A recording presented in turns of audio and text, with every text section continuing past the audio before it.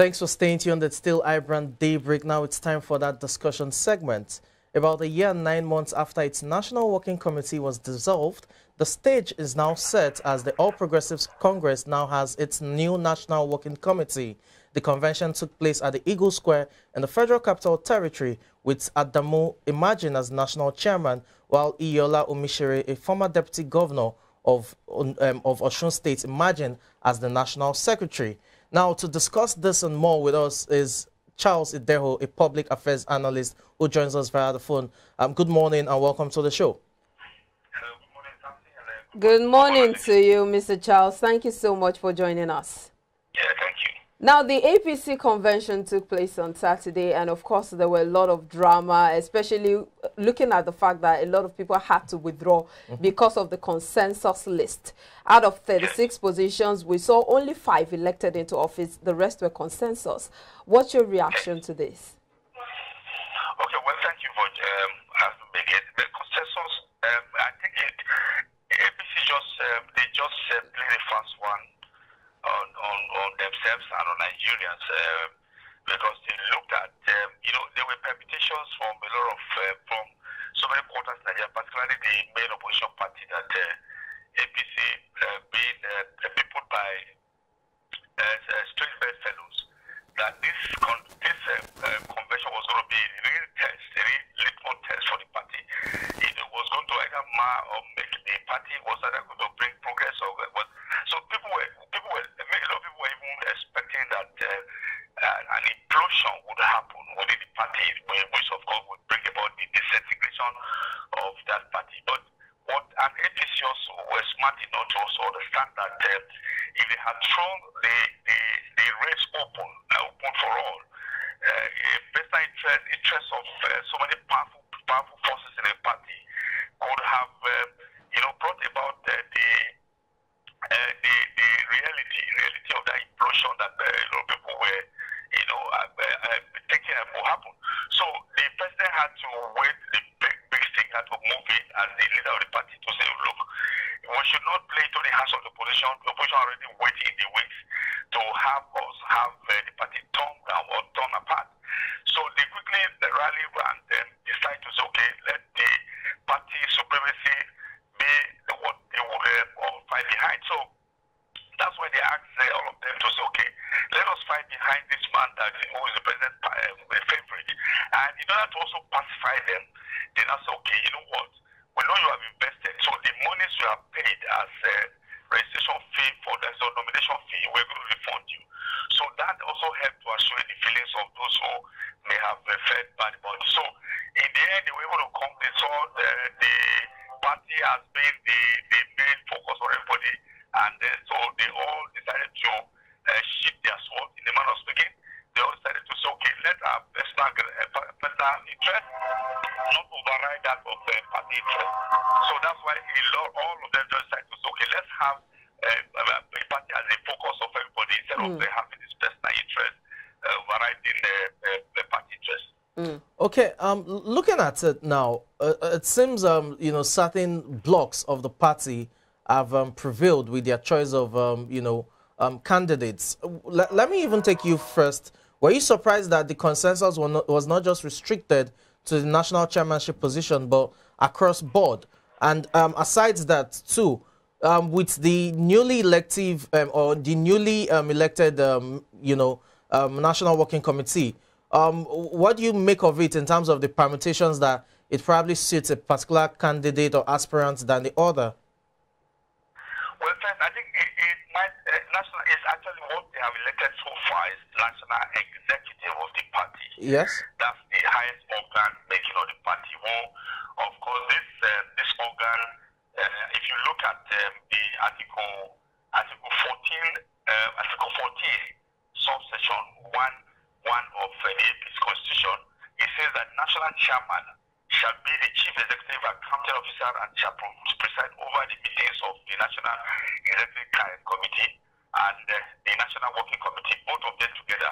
And then following that is Article 14, sub 3 and subsection 1 of that. The National Secretary shall supervise the day-to-day activities and the National Secretariat under the general direction of the National Chairman. So if you look at that, the been set up, right? Though they have not been inaugurated, all that have been set up is a very powerful one. And Abdullahi, the Adamu, the man who made the national chairman, made the favorite of the president, is a man that, if you are in political water, you know that he's been there for a long time. He was a two-time governor of Nasarawa State. He was also in the Senate. He had chaired so many committees here and there.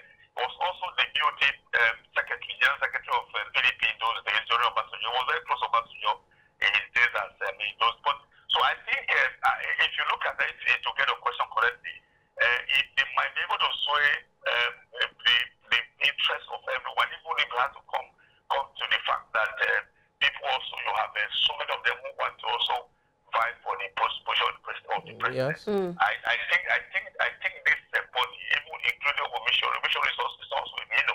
Omission Resources has been around for quite a long time, since the 80 days in 1999. 1999. So he's been there. He's been a senator. He's been. He was almost. He became acting governor. SDP. Came second in 2018 in Yes. the Osun Goba election. He was actually the beautiful bride in Osun. You saw that all parties were going to him when they had the rerun. The rerun. Mr. Charles. Okay, Mr. Charles, we've lost connection with Mr. Charles. We'll probably try to reach him again. Okay. But Twitter was agog, especially with Shegun Dada's withdrawal speech. He got so emotional, and Yes. you know, Daya Israel was picked over him as the National Youth chairman of the party. And the question is, what would be done to? What could they have given him to make him want to step down, and then eventually he comes out and then he's teary? A lot of memes and videos. No, tips are really not nice. You know, the beauty or the intrigues of politics is about the politicking. You know, the games that go on the net, the discussions, the negotiations, the compromise. All of that is what makes for an intriguing, you know, political sphere. But having said that, you also have to realize that for the APC, for example, they need everything to be on deck in terms of, you know, having a strong front, a united front. And I think that's what they've been able to do with, you know, the various consensus that the president has spearheaded in that sense. But there were allegations and suspicions, rumors that, what's his name now? Shegun Dada may have been threatened, because there were some cryptic tweets by his wife saying that just come home, thank you for choosing us over your, you know, what's it called, your aspirations and all of that. So it looks like beyond the refund of their monies, it looks like some threat may have gone under the bridge. Possible. It's politics. These things happen. I mean, we've seen political assassinations over the years, so it's nothing new. Not just in Nigeria, but,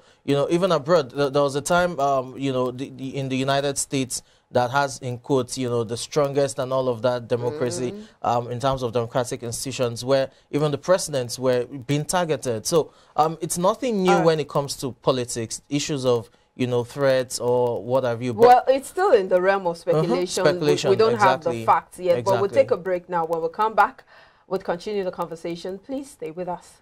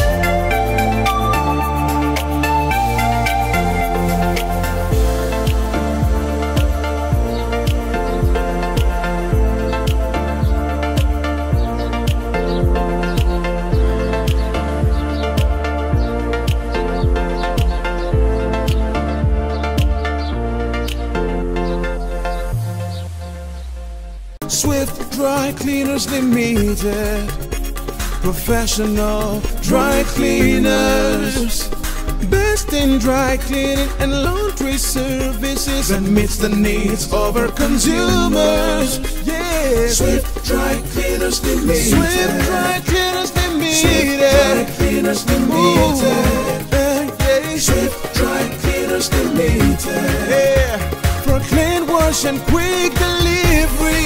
Yeah, Swift Dry Cleaners Limited. Swift Dry Cleaners Limited. Swift Dry Cleaners Limited. For clean wash and quick delivery.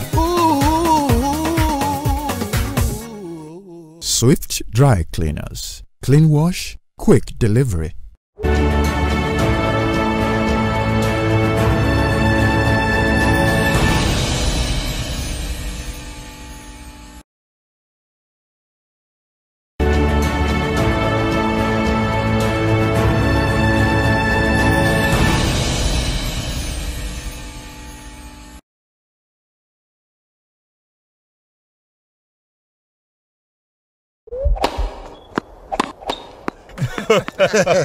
Oh boy, winning you was so easy. I just couldn't stand those your powerful shots. That's what happened. Really?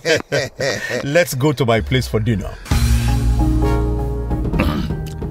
This fufu is so nice. It's through unripe plantain flour. True unripe plantain flour is delicious. Yes, true unripe plantain flour is what I serve my husband for swallows. It's easy to prepare, fortified with vitamin A, low in sugar and cholesterol, rich in fiber that helps the heart, builds and strengthens the bone, and his energy level is boosted. Through unripe plantain flour, no additives, 100% natural, a product of Pali Agro Products Nigeria. Through unripe plantain flour, available in all leading stores nationwide.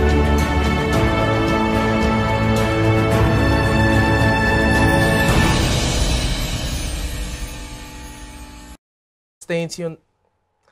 Thanks for staying tuned. That's still iBrand Daybreak, and we're sorry for that technical issue there. We still have Charles Ideo on the phone with us, a public affairs analyst, and we're reviewing the APC National Convention that has brought about Senator Abdullahi Adamu as the national chairman and Iyola Omishiri as the national secretary. Thanks for staying online with us, Charles Ideo. Thank you for having me back here. Thank you. So prior to that telecommunication gap, I asked the question.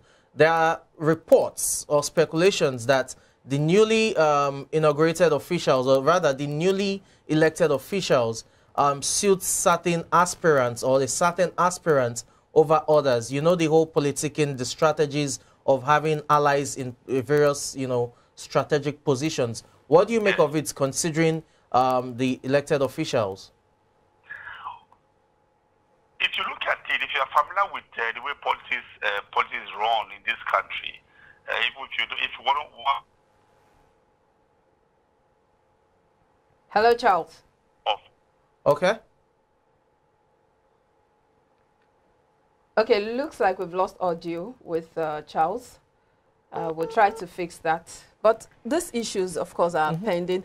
And there's a big issue of the fact that most of these elected people are former PDP members. So it's looking like a lot of people are saying, I hope President Buhari is not playing into the hands of the opposition party, because the PDP, if you look at the structure now, Abdullahi Adamu, former PDP, Iyola Omishiri, former PDP, even the secretary, the former AD, then SDP at some point. All of them, it's looking like. But when you look at the just APC, changing the addresses. The APC came into being when 2013. It wasn't in existence during the PDP era of 1999 to say 2015 in terms of that dominant stretch of 16 years. So it's a formation and the new PDP is even one of the parties that formed the APC. Exactly. So you had members of the new PDP, your Saraki and the rest of them joining the party. I think we now have Charles back on the line. Are you there?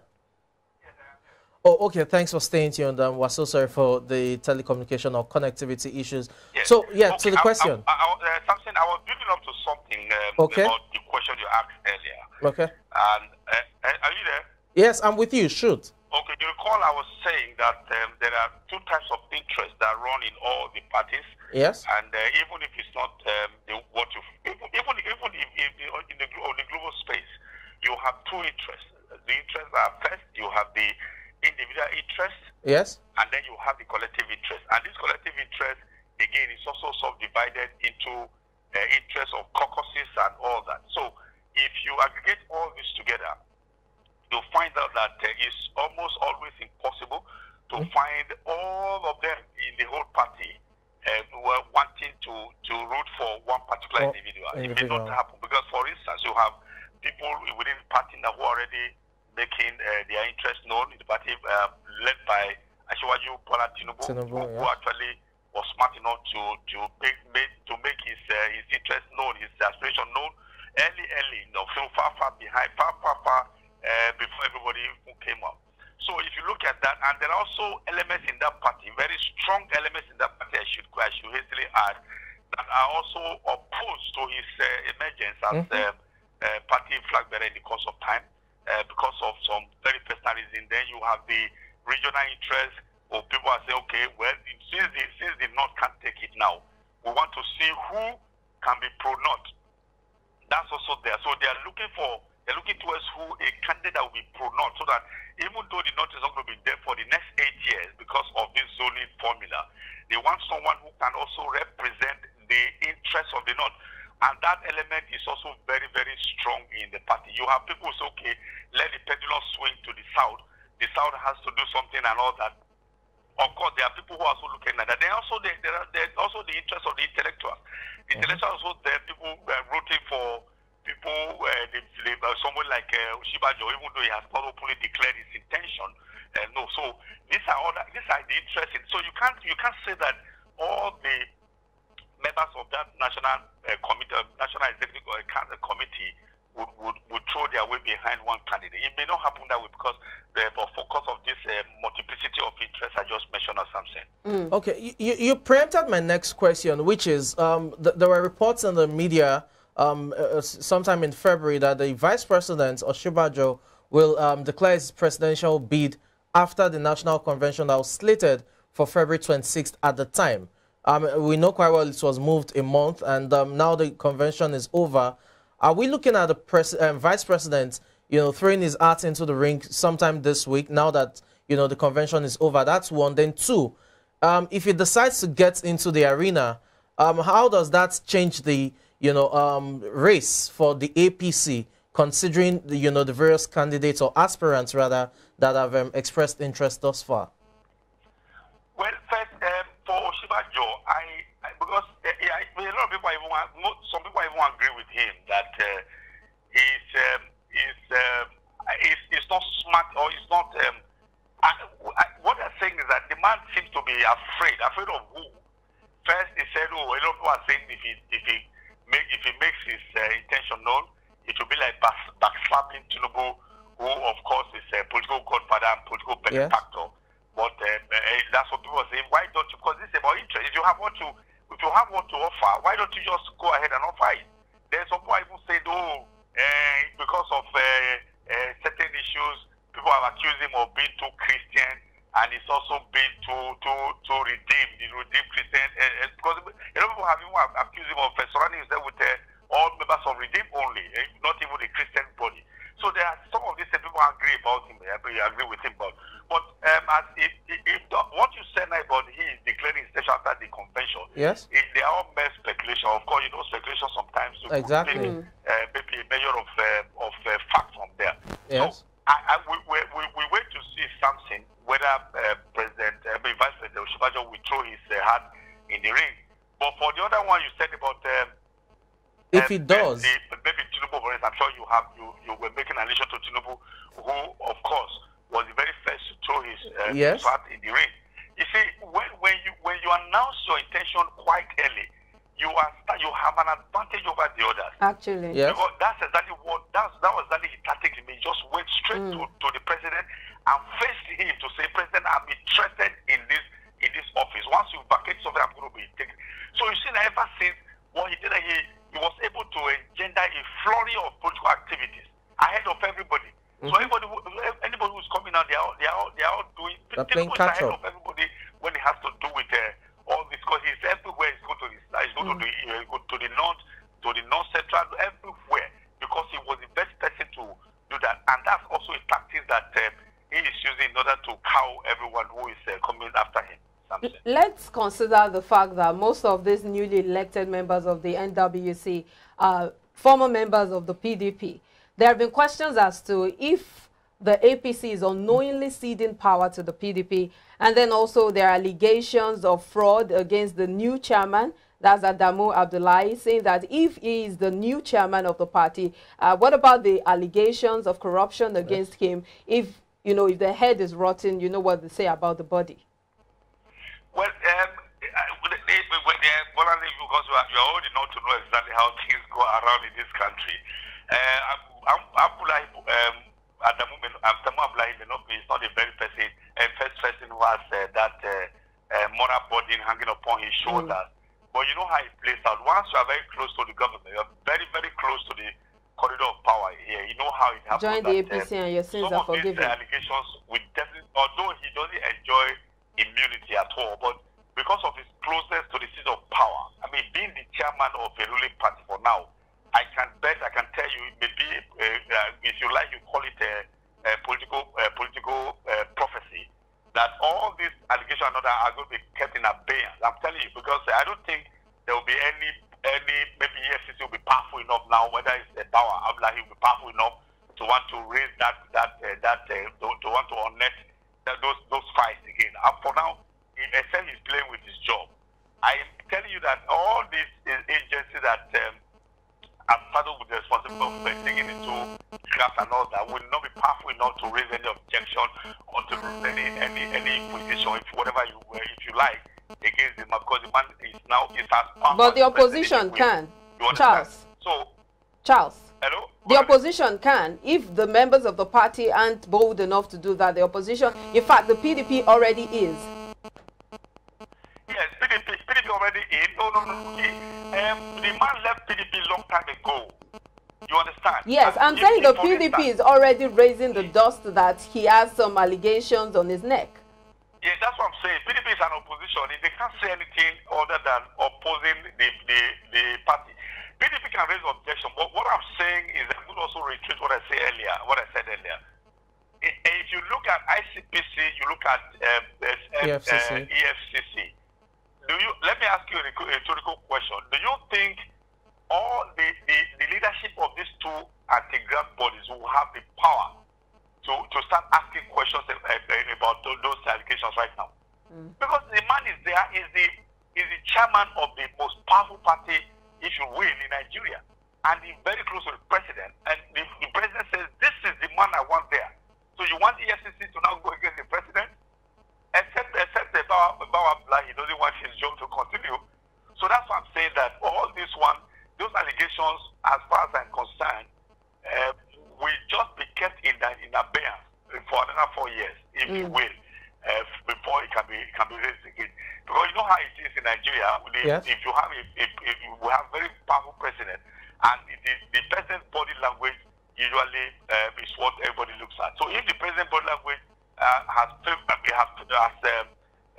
favored the man who is there now, I don't see EFCC or ICPC having the muzzle to come out and be saying, "Oh, Adamu Abdullahi, you know, we have this anti-graft allegation against you, or you're going to be taking you to court." It is almost impossible if you ask me, Bolani. So what are your thoughts, Sir Samson? What are your thoughts on the fact that many of the new members are former PDP members?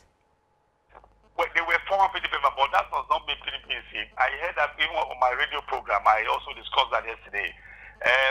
Because all these people are talking about, if you look at in 2013 when there was an amalgamation of several parties. You have you had ACN, Southwest, you had CPC, which of course was Boris' party. You had the NPP, Boris' former party. You had ABGA. You had what they call the new PDP. All of them came together as an amalgam of bodies, and they formed PDP. So since 2013, 2014, most of them they renounced their membership of their former party to have their membership enrolled and listed in this party. So if people say the leadership of APC is now with the PDP chieftain, I don't think it's correct. But if you say former PDP chieftain, that's correct. Because as we speak now, that the Abdullahi is a member of one party. He's a member of APC. Yes. You know, Bishop crossed over in 2021 from SDP to APC. He was formerly of a former member of AD, a platform that gave him that position to become the deputy governor. Okay, Charles, we need you to wrap up in the next 30 seconds. PDP went to SDP. SDP is now defeated, so you can't really say it's a PDP member. He was formerly a member of DP. Adamu Abdullahi is formerly a member of PDP, but they are now APC. So it doesn't change anything. Of APC members.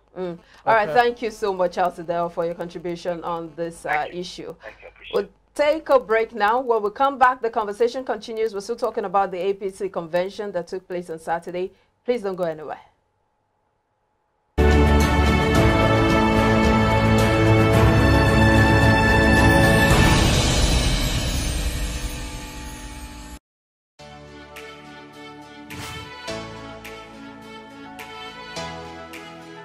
Most people don't understand the magic of a perfect skin, the allure of a well-pampered skin.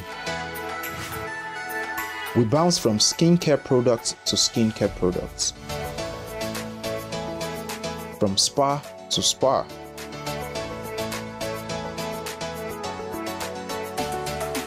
Looking for that ideal solution.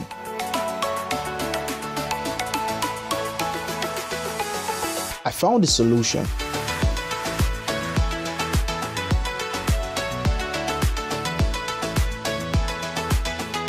And it's Blemiville Skincare and Spa. My name is Neil, and I'm proud to be a part of the Blemiville family.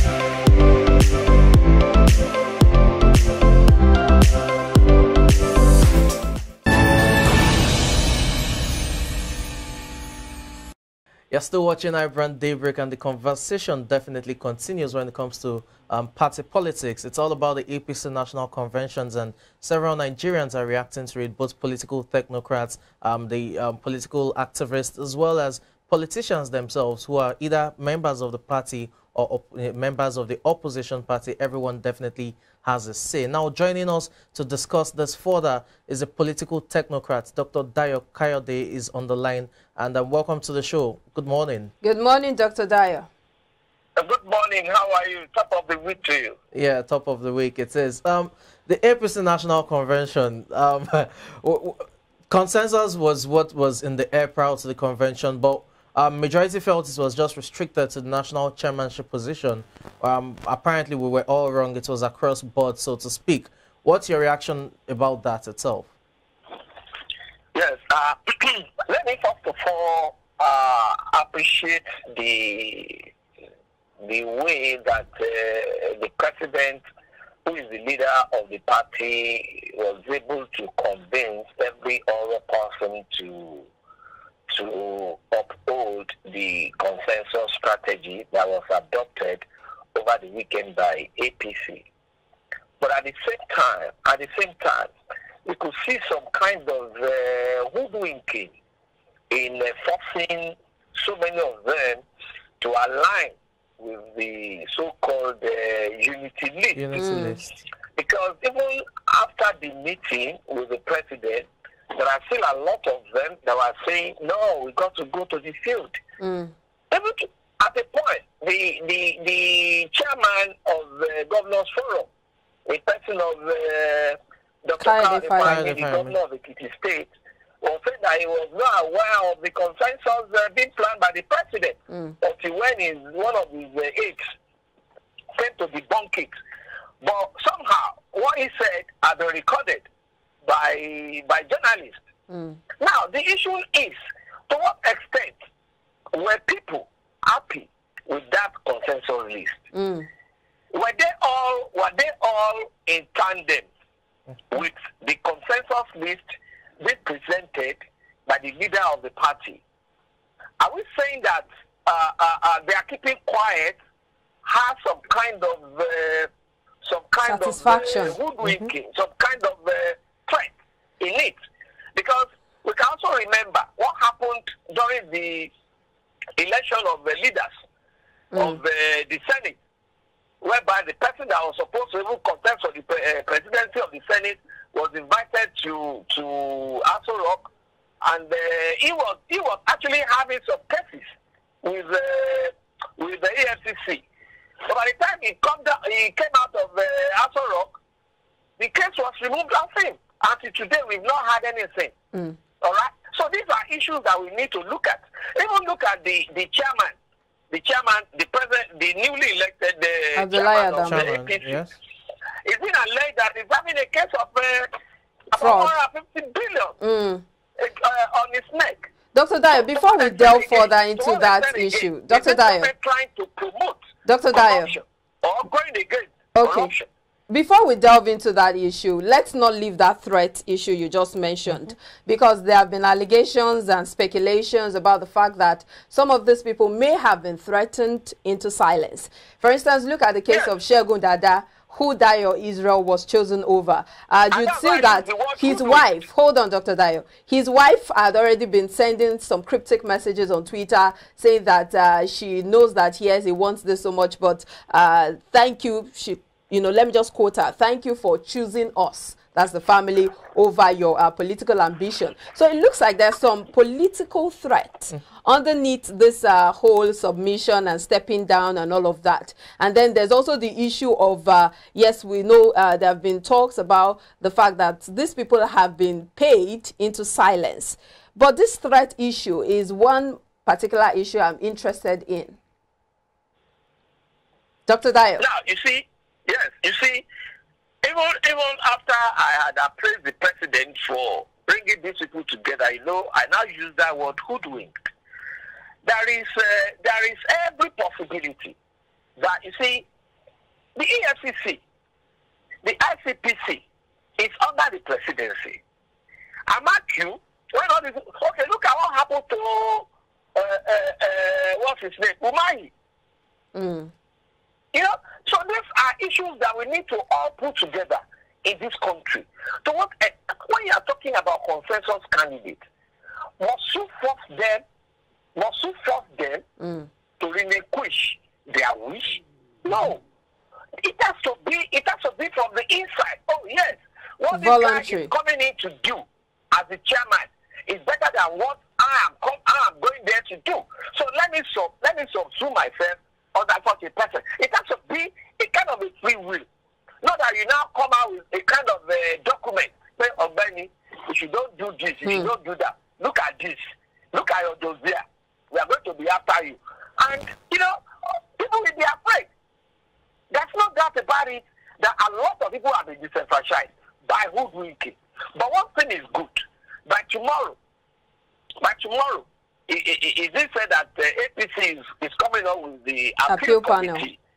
Do you understand? So let us see how many of these people we want to come and talk to this appeal committee that will look properly into what really transpired during this convention. Talking about the appeal committee you just mentioned, isn't it ridiculous that there's even an appeal committee set up all in the name of democratic, rules or policies, when several, as you've said, and so many Nigerians have predicted, were either, forced to relinquish their positions or were threatened, among others. Now, the reason is this: the committee that will be set up in terms of the appeal committee will still be that of the, National Working Committee, which indirectly is from the president.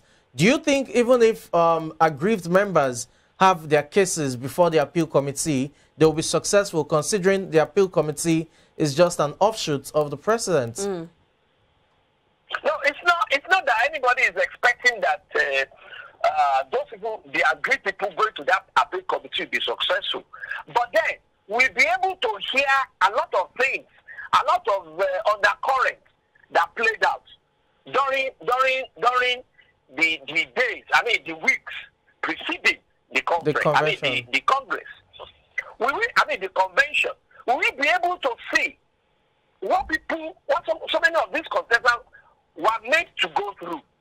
Because at that appeal committee, I want to believe that a lot of the agreed members we want to say exactly what they faced, what made them to step down, and why they couldn't come out boldly to contest that election. Because I could remember, there's this guy from either Edo State or so, that wanted to contest for deputy chairmanship. Yes.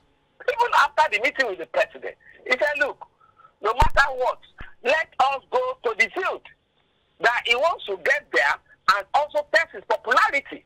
But at the end of the day, the guy couldn't come out. Probably along the line, he has been called upon and then shown some other things, the way some other people had perhaps shown. And I look at it, okay, let me weigh my options. And then by so doing, relaxing.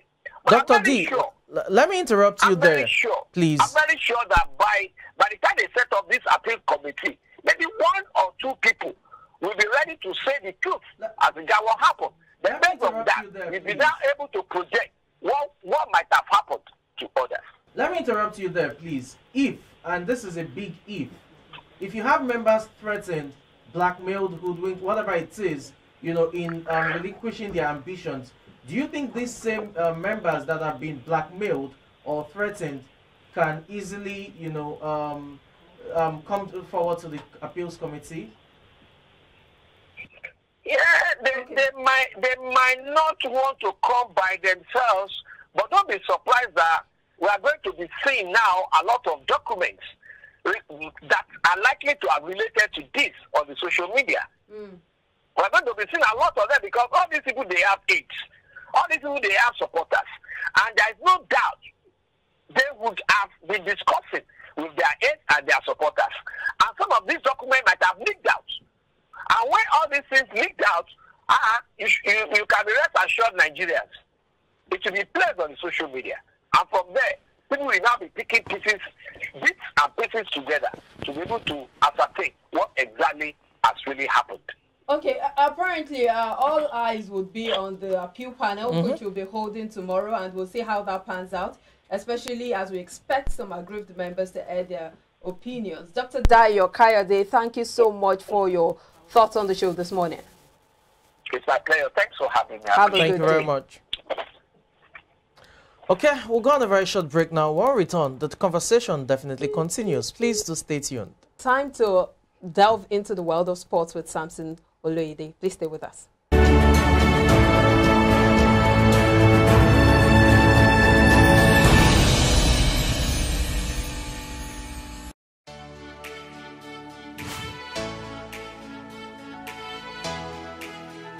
Most people don't understand the magic of a perfect skin, the allure of a well-pampered skin.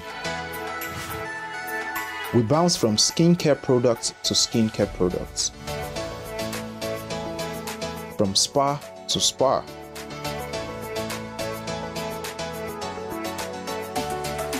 Looking for that ideal solution.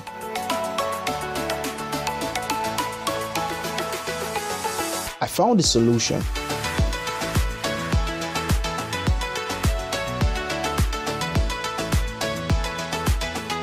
And it's Blemiville Skincare and Spa. My name is Neil, and I'm proud to be a part of the Blemiville family.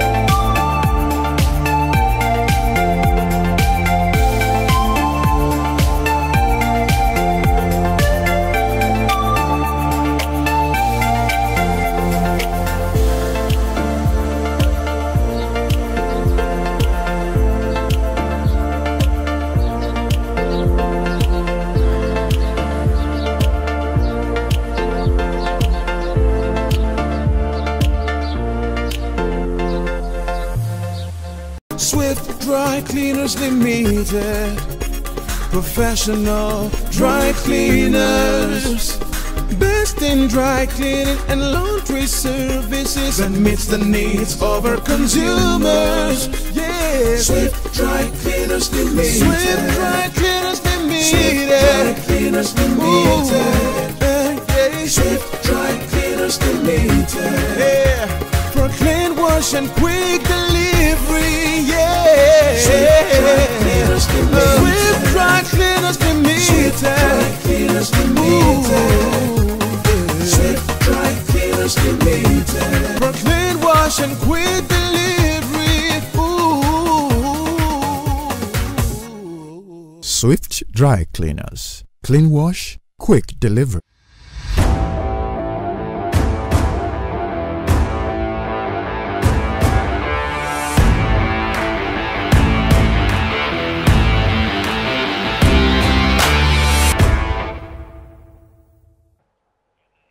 Thanks for staying tuned. You're still watching iBrand Daybreak. Now it's time to keep you abreast with the latest happenings in the world of sports. And we'll start with motorsports. It's all about Formula One. The Saudi Arabian Grand Prix took place yesterday, and that's 3 days after and before the uncertainty of if the race would hold or not, following the missile strike that hit a oil depot just 3 miles from the racetracks itself. At the end of the day, the race started, and it was Max Verstappen of Red Bull who eventually urged Charles Leclerc of Ferrari to emerge victorious at the Saudi Arabian Grand Prix, despite the fact that it was Charles Leclerc who was leading virtually all through the race. For Lewis Hamilton, he started 15th on the grid and could only finish 10th when it comes to the final standings, as Mercedes continued to struggle with the pace of their car as well as engine problems. For Charles Leclerc, it was a duel between he and the reigning world champion Verstappen as they went edge to edge until the final 4 laps, when Verstappen overtook him and ensured that it was a Red Bull win for Red Bull, who had a disastrous Bahrain Grand Prix where both drivers had to retire due to engine problems. So you have Verstappen winning the race, Charles Leclerc second, and his fellow Ferrari driver Carlos Sainz Jr. finishing third, and you had Sergio Perez of Red Bull finishing fourth. George Russell of Mercedes finished 5th, as Lewis Hamilton could only finish 10th outside of the points race. So it's game on, and the Formula One calendar will take a 2 weeks break. It will return in Australia, which is making a return to the Formula One calendar since year 2020. Now, still talking about sports, let's move into the world of basketball. The Los Angeles Lakers were in action at the wee hours of today, and it was another loss for the Lakers as they lost 116 to 108 points to the New Orleans Pelicans to drop 2 games further behind the Pelicans in the race for the play-in tournament. Now, for the Lakers, you had LeBron James scoring 39 points and also having 8 assists and 5 rebounds, but that wasn't enough to keep the Lakers from another loss. For LeBron James, he rolled his ankle in the first half of the game and ended up playing 42 minutes. Now he's in doubt for the rest of the stretch, which is crucial for Lakers, considering they still have to win more games to be able to hold the Spurs off when it comes to the play-in tournament, while also losing Anthony Davis to injury, which he has been battling with over the last 3 weeks. And now finally, in the world of basketball, we'll be talking about the Queen of Basketball, the documentary produced by Steph Curry as well as Shaquille O'Neal, which won an Oscar yesterday night. And the 22-minute film documentary is about the first woman to be drafted into the NBA, talking about Lucia Harris, who is an NBA legend, or WNBA legend, I beg your pardon, and died just 2 months ago.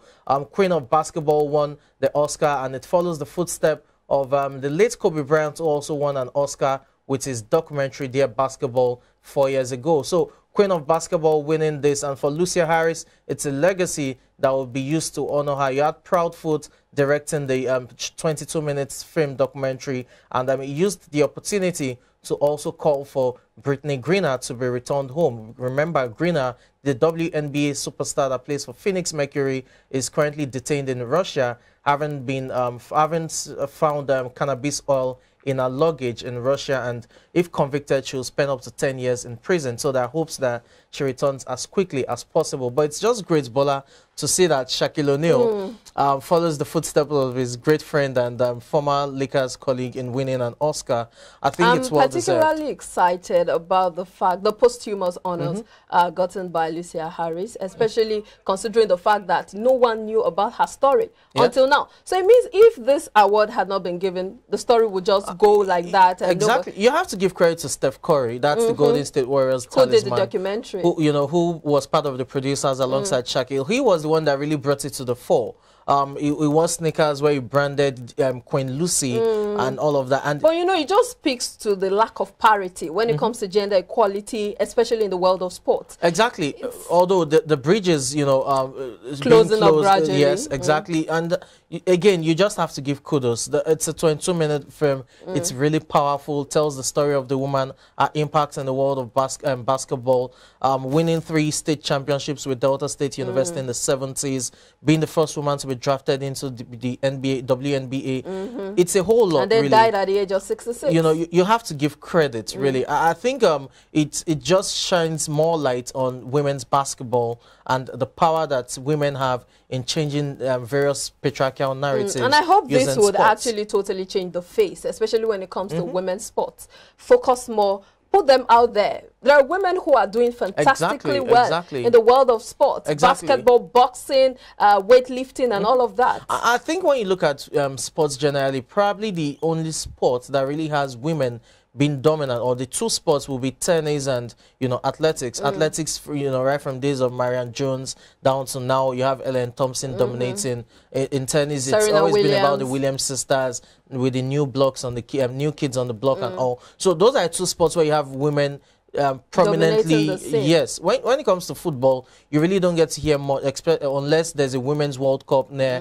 In boxing, how many female boxers do you know? You know, you look at cricket. So we need to do better. But they are there. They are there. So the question is, why are they not being brought to the fore? Now that's because women's sports, especially for those sports, they are not as prominent as the men's category. So we need to do more in terms of awareness, in terms of promoting the game and ensuring that the women's aspect of things also has enough coverage, followership, basically that gains traction just as the men. It will take some time, but I think we're heading in the right direction. Yeah, we're heading in the right direction. It's time for social media buzz, and Pepper Chofasomi Peters is right here. Hello, Pep. Hi, good morning. You look radiant. I love this red. It's so beautiful of you. You look beautiful. You look good on black. Well, it's navy blue, just that it's a very dark navy shade. blue. You know, Pepper has this thing with confusing blue, people with her navy blue, blackish navy bluish dresses. But it's cool, really. Thank you. I do appreciate that. All right, let's go into the world of social media and see what's buzzing. Yes. Well, fast-rising singer Ruga suffered sexual harassment on stage during a performance over the weekend in Lagos. A wild female attendee had grabbed him inappropriately while he performed. In a swift reaction, the duo crooner took a hand off him, stood still, appearing indecisive for about 7 seconds before storming out of the stage. A video of the embarrassing incident has now gone viral on social media. Though not suitable for broadcast, we have an edited version of the incident, which you will watch right now. Oh, well that is really a gory sight. You know, many times when we talk about sexual molestation, when we talk about harassment, we're talking about the women being at the receiving end. But this is, the reverse is the case. We see that is some effrontery. This is not the first time this will be happening. Maybe we should put that on record, because we've seen it happen with people like, what's his name, Burna Boy, the Band and all of that. But they didn't raise so much dust. But look at him. He looked very... And he's even a very young boy to start with. He couldn't even continue his performance because of that particular action of the lady. And it looked like the lady was not even moved. She didn't care. You know, she just continued. You know, before this particular time, she made her way to the stage. She was dancing. Ruga kept avoiding her on stage. I mean, if you see the video, that was even before this happened. You know, Ruga kept avoiding her and all of that. But then, I don't know what happened. She just found the moment she always waited for. It's annoying. The thing is, it's possible she was on something. Well, even you could see the way she was dancing, irrespective of what happened. You know, the other lady beside her was shocked. She stood still like, what's happening here? But she went on dancing. You know, when I first saw the video, I thought it was a case of maybe she was just trying to call his attention, doing all the seductive moves, until I watched closely. Like, seriously? No. You know, again, the thing is with several music stars, when they perform, fans go wild, and sometimes the fans don't know how to contain their emotions. That's one. Sometimes they are wild, as you said, and they just get to the extreme. Now, as you said, it's not new. The likes of the band and all, they've had their, you know, fair share of their grains being grabbed and all, and they just take it as part of the show. And they but I just saw one where Burna Boy gave the person a good kick, and I think that was very strategic. You know, we've seen all of these things. Sometimes artists are performing on stage, and you have fans grabbing their shirts or trying to steal from them. But why do you even do all of? I'm wondering. We really need to protect them. No, exactly. They need to be protected. We need to do more to protect them, because we can't keep having these things happen. That young man that would be picking one ball out of the whole, you know, field of balls. We're talking about sexual molestation, and this is something that is not being spoken well of, especially when it concerns men. When you talk about a boy being raped, nobody says anything. Did you know when you now talk about the girl child, everybody you hear all manner of advocates. And should I shock you? There was someone who was responding on Twitter, I guess, who said, "Man up, Jog, and people came for him like, "What do you mean? Man up for what?" This young man was abused. I mean, it was, you could see the look on his face. He was embarrassed, to say the least. He couldn't even take it. He couldn't even continue singing. He was shocked. Maybe we should hear what people have to say about it. Definitely. All right, let's start with what people have to say. We have this Kilo Combos with at Semperolo says, "What is more annoying is that she didn't see anything bad with it, still vibing along like, what the heck?" And then we have @_Wayme saying, "Somebody better get that girl arrested for sexually harassing and molesting Ruga. This is enough evidence, and they better get her face and name out here on this timeline. If Ruga were to hit her, those witches," I don't know who the witches are, but I think I know them. The coven.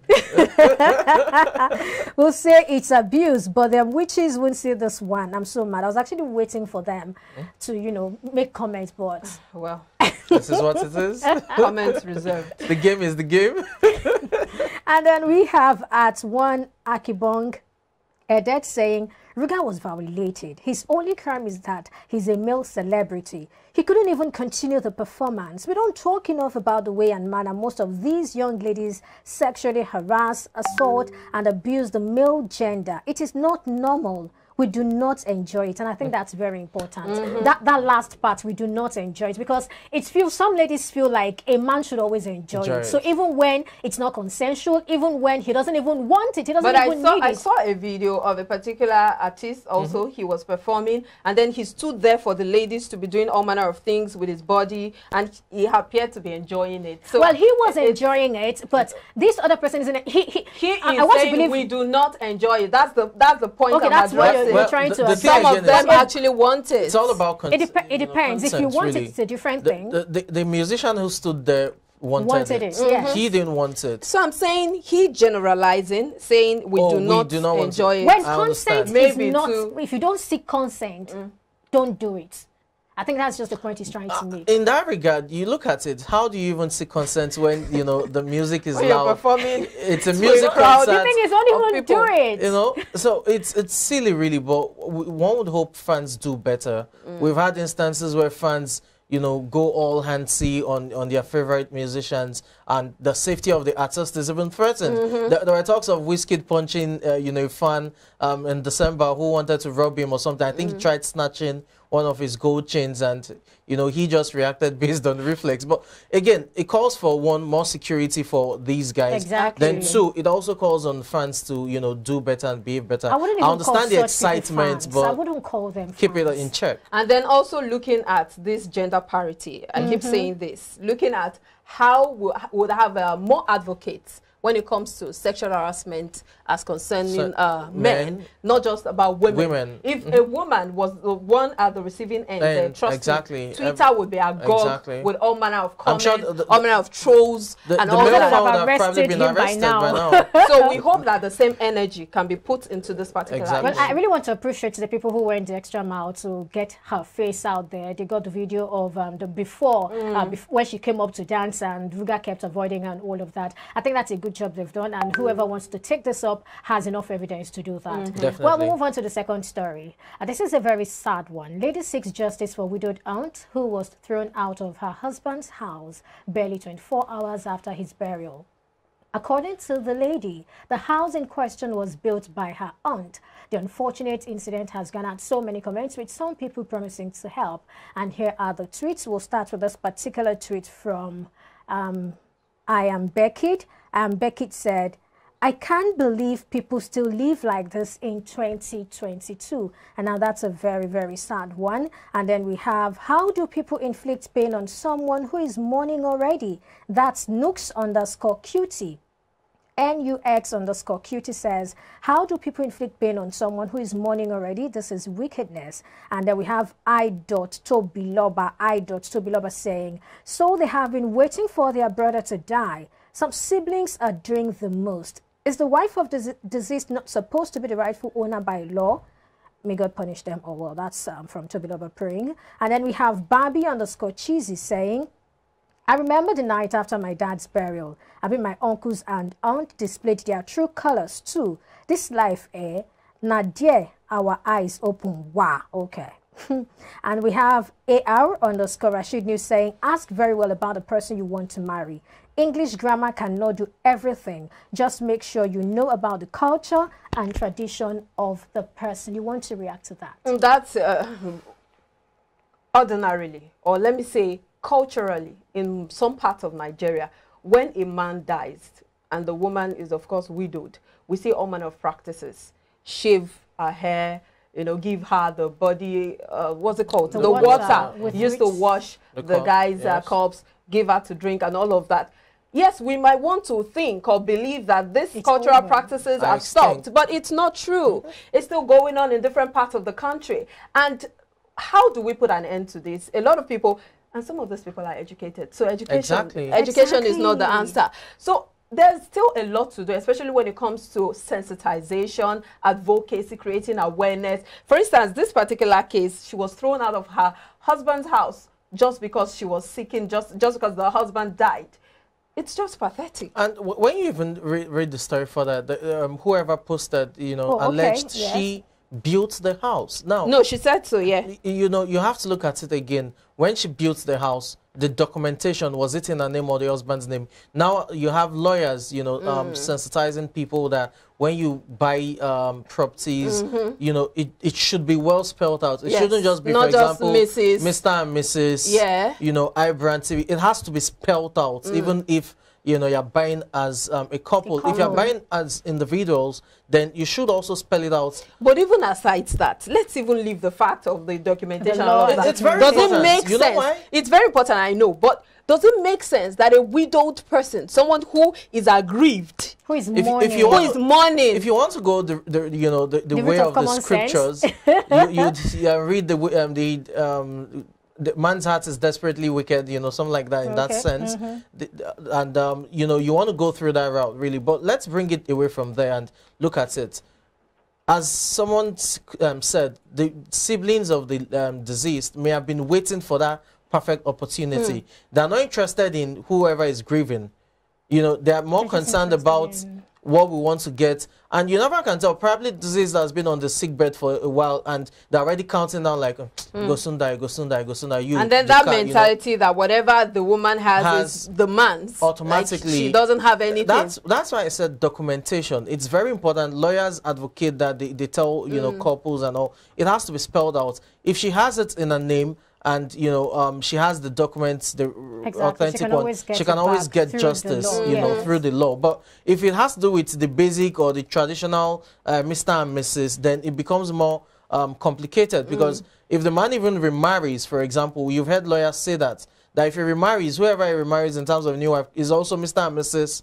iBrandTV. So you can, your name, you know, it has to be spelled out. First name, middle name. Again, as I said, the heart of man is desperately wicked. Who can, you know, if you want to go the way of the scriptures. So I'm not surprised. You've talked about the cultural aspect that, yes, culturally, these things still happen. There's also the place of the legal aspect. But is it really the culture, or it's just some people who are taking advantage of the situation? The culture. I don't want to believe it's a culture. Why will a culture? Even if it was a culture, I want to believe that culture is probably extinct, and people are just when you say culture, they're just taking advantage. When you say culture is extinct, that may not be entirely true, because culture is not pure; it is hybridized. Now, what you have is it's carried on from generations to generations, and then each generation modifies based on time, on the peculiarities of that time. Now, there was a time, as you said, you know, shaving of the head, just, you know, probably staying 7 days. It still happens. Not there was a time. It still happens in some parts of the country. Yes, it's still staying in the room with the cups for 7 days, drinking the water and all of that. You know, all of then sometimes there are rituals you have to swear you're not responsible. Some of these things took place in time past. Some are still taking place now. Some have been modified a bit, so it's not in quotes that gory or gruesome, so to speak. But it's still grave in the sense of having the woman to shave her hair. She has to probably be locked up at home for a year, mourning in that sense, and all of that.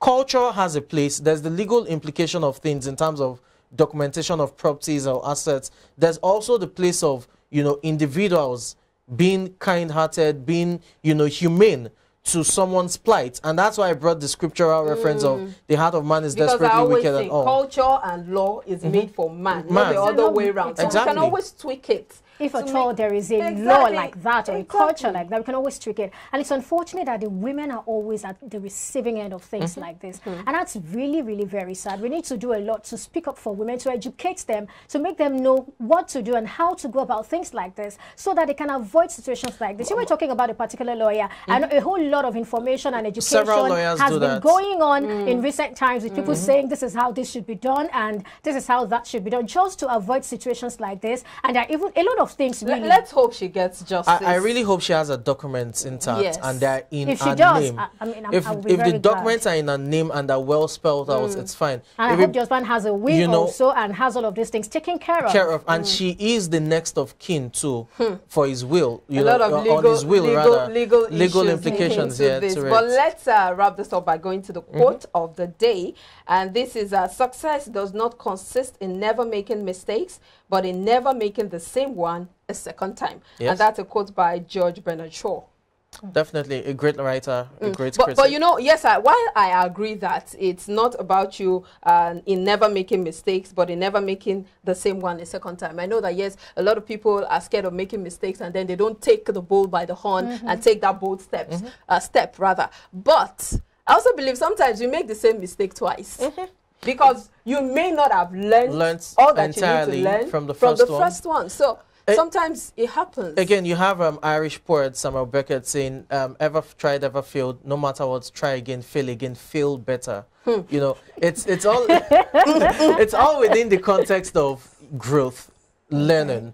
Regardless of how many times you make a mistake on a particular subject, the same mistake. As long as you learn, it shouldn't be the same thing. In terms of a blanket expression, as long as you learn from it, you make one or two things, you get valuable lessons, you move on, then you're making progress. Oh, well, that's where we'll wrap it up. Thank you so much for being a part of Daybreak today. It's been an enlightening one. You know what we do here? Inform you, educate you, and of course, entertain you. My name is Omobolanle Adeshui. Till next time, have a great day. And I am Perpetua Fasami Pizza. To enjoy the rest of the day. Bye for now. I'm Samson Olede. Do have a wonderful day.